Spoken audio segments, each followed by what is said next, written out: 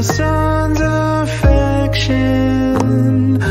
light and a bit of warmth. I will never walk that road, crack that code, sing that ode. Dreams can take me further than any golden gun.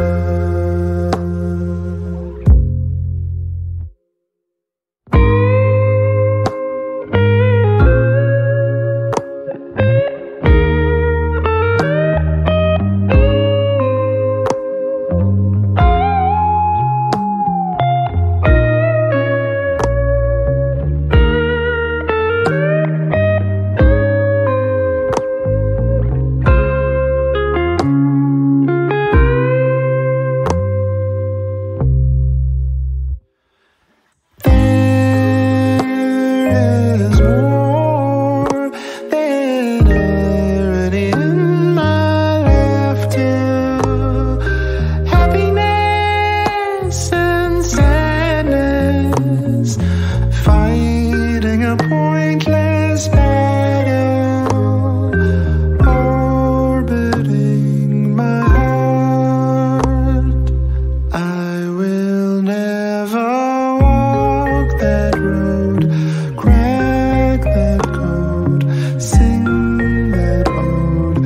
Dreams can take me further than any golden.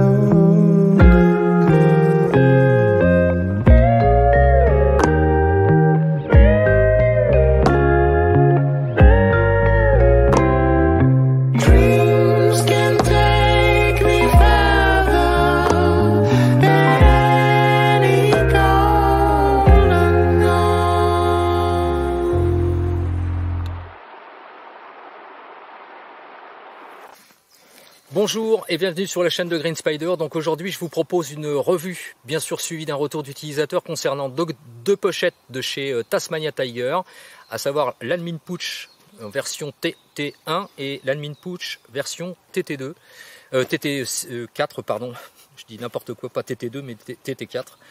Alors pourquoi je vous propose ça? Tout simplement parce que vous avez été très nombreux à me demander de vous proposer du matériel de chez Tasmania Tiger, à savoir ce que j'en pensais, si je possédais du matériel de chez eux bien entendu, si j'avais déjà matière à pouvoir en faire un retour d'utilisateur. Donc bien sûr je possède pas mal de matériel de chez eux, j'ai d'ailleurs un sac que je possède depuis très longtemps qui est un gros modèle que je n'ai pas encore présenté sur la chaîne, faute de temps, mais je le ferai, j'essaierai de le faire assez rapidement.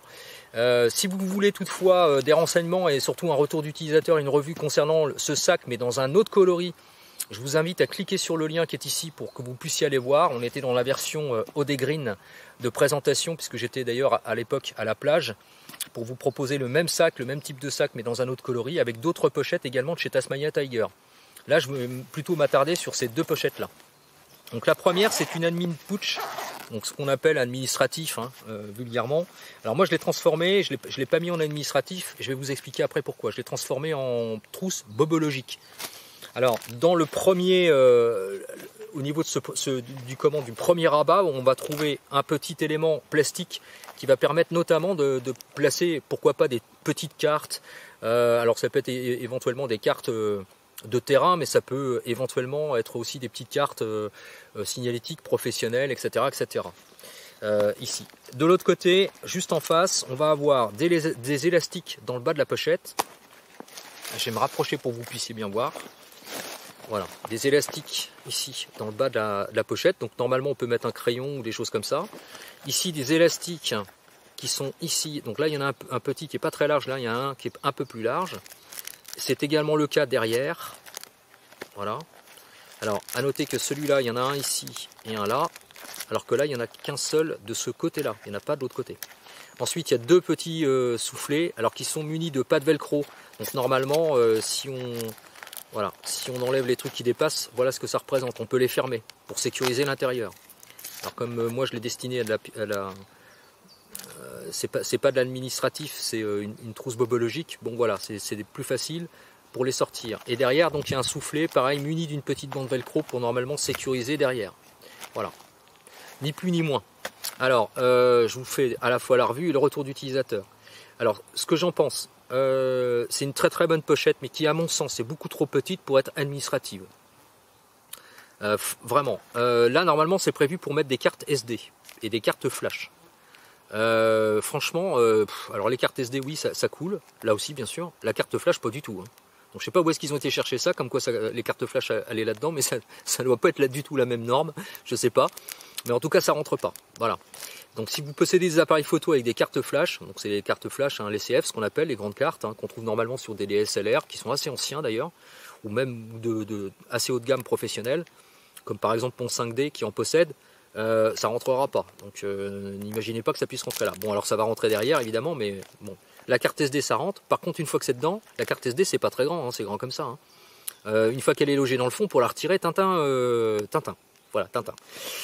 Donc il va falloir pousser avec le doigt, etc. Donc franchement, on oublie. Donc, bon, si on a des papiers, par exemple, des papiers personnels, j'entends, permis de conduire, carte grise, blablabla, oui, ça rentrera derrière. J'ai déjà essayé, même le permis de conduire, tout ça, ça rentre là, il n'y a pas de souci. Donc éventuellement, on pourrait s'en servir comme tel, en mettant un petit peu d'injonction, on peut penser à des petites lampes, des trucs comme ça, des petites bricoles, un stylo dans le bas, un petit, ici pourquoi pas des cartes de visite, etc. Donc oui, pourquoi pas.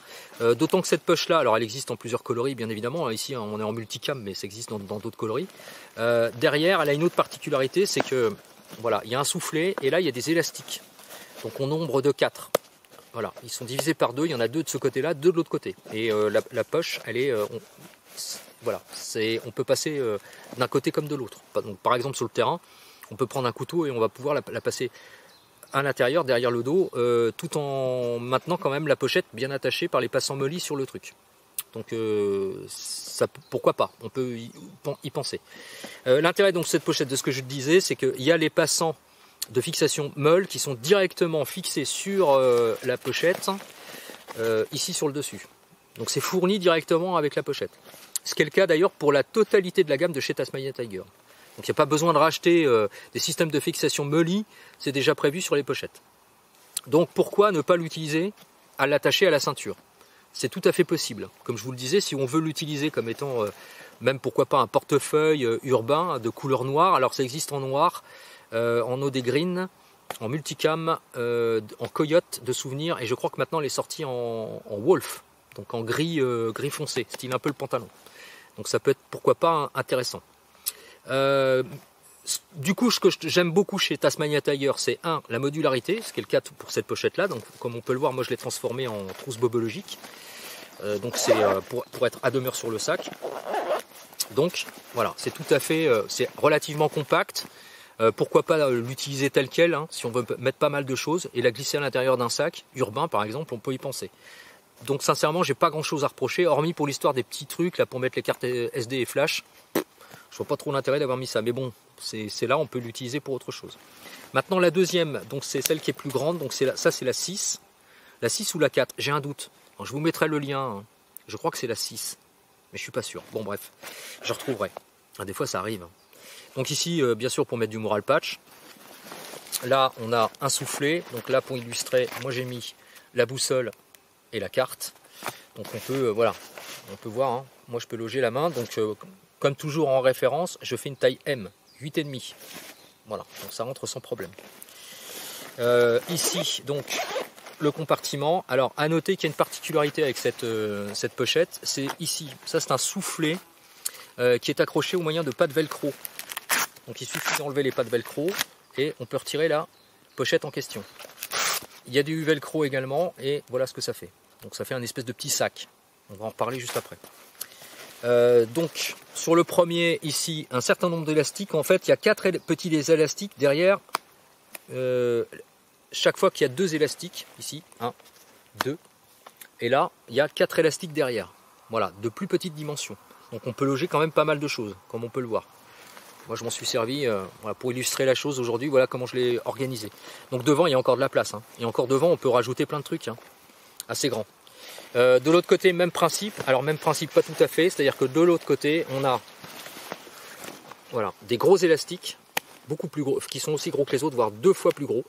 Et puis derrière, on a un filet mèche qui s'ouvre comme ça. Alors à noter, il y a un système de fixation pareil, hein, avec du velcro. Voilà, pour solidariser l'ensemble. Et donc les deux anneaux d'E-ring qui sont à l'intérieur, si éventuellement on ne se sert pas de la poche amovible, on peut pourquoi pas mettre de la dragonne ou des trucs comme ça, accrocher des clés ou ce qu'on voudra. Donc voilà pour ça. Alors ensuite, ça, bon bah c'est fourni avec le sac. Donc comme il y a des pattes velcro derrière, on peut très bien les fixer hein, comme tel. Et pourquoi pas faire passer une ceinture dedans de façon à l'avoir sur soi ici. Et puis quand on va se balader dans la nature, si on trouve quelques trucs, pourquoi pas y mettre des choses à l'intérieur. Hormis ça, je vois pas trop à quoi ça peut servir. Bon, éventuellement des déchets, si jamais on utilise des trucs, je sais pas, on peut penser à des, plutôt que d'aller mettre ça dans la nature, pourquoi pas, ou alors parce qu'on n'a pas de sac pour foutre ses déchets, hein, je pense, je sais pas moi, des trucs pour les bonbons, enfin peu importe, pour les enfants, enfin on peut tout imaginer. Bon, pourquoi pas s'en servir comme tel. Donc voilà à quoi ça sert éventuellement, et c'est directement intégré dans la pochette. Alors ce que j'en pense, je trouve que ça c'est accessoire. Ça aurait pu être intéressant si à la place des pattes velcro on avait mis deux systèmes d'œillets de la même façon que pour les systèmes de fixation pour que ce soit sûr d'être plus solidaire.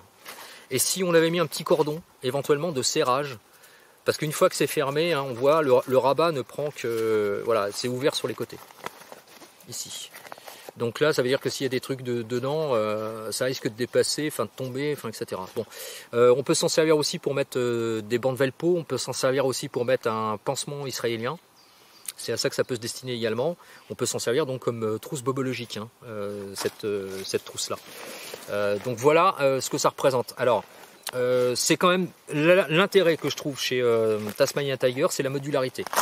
Parce que comme c'est du matériel qui est prévu normalement, enfin, qui est pensé typé militaire, c'est quand même assez modulable. Ça peut être à la fois porté sur les sacs et à la fois être porté directement, pourquoi pas sur soi. Donc ça c'est plutôt pas mal. J'aime bien ce principe de modularité et j'aime bien aussi le caractère justement de la pochette qui peut s'enlever et qui a directement les systèmes de fixation passant molle qui sont intégrés aux poches, qu'on n'a plus qu'à retirer puisqu'en fait elles sont fixées sur le haut hein, à chaque fois. Et on va pouvoir éventuellement mettre ça sur plusieurs types de sacs différents et pourquoi pas à la ceinture. Donc ça peut être pas mal. Alors les prix s'échelonnent en moyenne entre 20 pour la petite et 25-30 € pour la plus grosse. Alors en sachant que ça varie en fonction des sites chez lesquels vous allez aller. Alors je ne saurais que trop vous conseiller d'aller voir ici à gauche ou à droite. Moi je vais vous laisser des liens comme à l'accoutumée sans aucun rapport commercial. Comme vous le savez, j'ai aucun partenariat avec qui que ce soit. La chaîne est gratuite, elle le restera, elle est sponsorisée par personne, etc. etc. Donc c'est juste à titre informatif. Donc allez fouiller quand même, des fois il arrive d'avoir pas mal de promotions, notamment chez Military 1ST. J'en parle souvent de ce site-là, on m'a déjà posé la question, c'est un site anglo-saxon. Pourquoi? Parce qu'ils proposent vraiment du matériel militaire, très typé, et ils ont une très large gamme de chez Tasmania Tiger. Et en plus, bon, les frais de port sont pas excessifs, on peut passer éventuellement par le site Amazon. Bon, alors il y a du pour et du contre hein, sur Amazon, comme toujours, mais on peut passer éventuellement par Amazon, il suffit de regarder qui est le vendeur. Si c'est marqué Military 1ST et que vous êtes par exemple en Prime, hein, donc c'est-à-dire que vous payez un abonnement, les frais de port sont gratuits. Donc voilà, mais de toute façon, même sans passer par là, si vous passez par Military 1ST directement sur leur site, en général, en 3-4 jours, ouvrez, c'est là. Donc aucun souci. Et c'est pas plus cher qu'ailleurs, hein. Loin s'en faut. Donc je vous laisse les liens, vous irez voir, vous irez fouiner, comme on dit, pour voir si ça vous intéresse. Donc qu'est-ce que j'en pense? Franchement, je l'ai dit, hein, hormis cette histoire là des petits passants molles, enfin des petits passants élastiques pour la première, et puis l'espèce de soufflet un peu étrange là pour la deuxième, sinon franchement je trouve que c'est du très bon matériel. On n'en parle pas assez souvent, Tasmania Tiger, on en avait parlé il n'y a pas très longtemps avec Juju hein, de la chaîne Lone Wolf là. Anciennement Wheel Runner, pour ceux qui connaissent, et c'est vrai que Juju est tout à fait d'accord avec moi, c'est pas pour rien s'il y a certaines unités militaires qui possèdent tout ce matériel là, parce qu'en fait c'est fiable et c'est durable, voilà, c'est surtout qu'il faut penser à ça. C'est fabriqué en Cordura, alors que toute leur gamme hein, quasiment, ici c'est du multicam, et alors quand on parle de multicam, c'est du vrai multicam, hein, c'est pas du ersatz, voilà, j'en veux pour preuve le petit logo de chez Multicam. Donc j'en avais déjà parlé, hein, la multicam, normalement, c'est entre 20 et 30% plus cher que des coloris standards. Chez Tasmania Tiger, notamment, ils n'appliquent pas forcément ça. C'est-à-dire que c'est en moyenne, c'est 4-5 euros de plus que les autres coloris, mais pas plus. Donc franchement, ils abusent pas trop, quoi. Donc voilà pour les pochettes. Et pour le sac, pour en finir, même si j'en avais déjà parlé, donc celui-là, donc c'est l'Essential Pack. Alors on peut toujours le trouver, par contre c'est plus compliqué maintenant. Il a été remplacé par le MK2, ça c'est la version MK1. Hein. Il a été remplacé par le MK2 qui est un peu plus grand, parce que le MK1 faisait que entre 8 et 10 litres maximum. Le MK2 fait entre, je crois que c'est 12 et 15 litres, je crois, de souvenirs. Par contre, il est plus cher. Il est à 60 euros environ, alors que celui-ci était à 40 euros. Donc, techniquement, ça vous fait un ensemble, on va dire, allez, si on se débrouille bien, à 80 euros, à peu près. Hein, 80-85 euros. Alors, vous me direz, ça peut être assez cher. Ouais, effectivement, vis-à-vis de ce que peut proposer d'autres marques, je pense notamment à Helicon Tex ou des trucs comme ça, avec des sacs où il n'y a pas de pochette et qui suffisent à eux-mêmes, oui. Maintenant, si vous cherchez quelque chose de modulable, qui soit compact, assez versatile, etc. C'est une solution qui peut être éventuellement intéressante et pas uniquement pour les sorties forêt. Évidemment, hein, là c'est du multicam, c'est fait uniquement pour aller en forêt. Je me balade pas en ville avec ça, même si c'est toujours possible. Hein. Mais je me balade pas avec ça en multicam en ville. Donc c'est vraiment pour la forêt, c'est vraiment voilà. On voit bien l'intérieur du sac, hein, j'en avais déjà parlé, mais il n'y a pas grand chose. Hein. Il y a un compartiment principal et un petit soufflet pour mettre une poche d'hydratation. Donc voilà, j'emmène de l'eau, un raincoat, parce que voilà, si jamais il flotte, parce que la météo est limite, et basta quoi. Et puis sur le côté, j'ai mis donc le couteau, le Terrazor. Alors je l'ai remis juste pour vous montrer qu'effectivement, je vous en avais parlé hein, dans la vidéo du Terrazor, mais l'étui peut éventuellement passer dans les passes en bol. Même si ici ça force un peu quand même, on voit bien, hein. Voilà, mais ça passe. Voilà. Donc et puis il suffit de fixer la patte au-dessus là avec la sangle de compression que j'utilise pas. Et puis même si on insiste un petit peu, on peut vraiment le bloquer et puis pourquoi pas arranger avec un bout de paracorde pour le coincer. Hein. Il y a toujours moyen de bidouiller quelque chose. Hein. Il suffit d'être un peu inventif. Mais voilà, c'était juste pour vous illustrer le truc. Donc ça peut être modulable, versatile. C'est pas forcément très cher et c'est surtout que c'est du matériel qui est fiable, vraiment, Tasmania Tiger. Donc je voulais vraiment vous en parler par rapport à ça. Et par ailleurs, pour finir avec le multicam, c'est un gage de qualité, de résistance, etc. Mais c'est aussi de durabilité, bien sûr, dans le temps, comme je l'ai dit. Et puis aussi, ça ne se ternit pas avec le soleil, parce que c'est traité anti-UV. Donc voilà, c'est pour ça aussi que le multicam est intéressant. Plutôt que de prendre un autre type de coloris, je veux dire, qui ressemble à du multicam mais qui n'en est pas et qui va se ternir dans le temps. Ce qui n'est pas le cas avec celui-là. C'était juste pour finir avec ça. Voilà, comme toujours, si vous avez des questions ou des commentaires, n'hésitez pas, c'est en bas que ça se passe ou par message privé. J'espère que cette petite vidéo vous aura plu. Je vous laisse comme à l'accoutumée avec une vidéo explicative de l'endroit où je me trouve à l'heure actuelle, si ça vous intéresse. Suivi bien sûr d'une vidéo, entre guillemets, crochet parenthèse, contemplative du lieu en musique.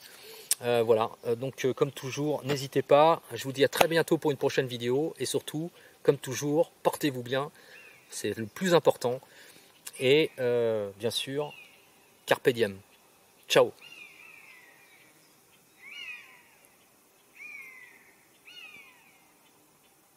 Wow, c'est pas beau ça? Ciao. Ah, c'est trop beau.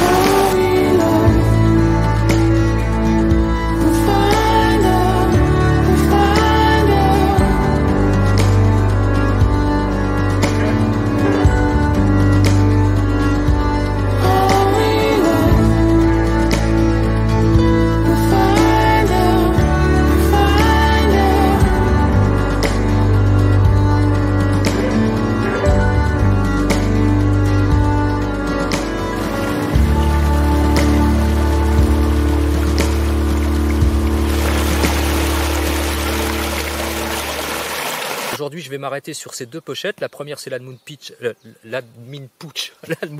putain. Waouh.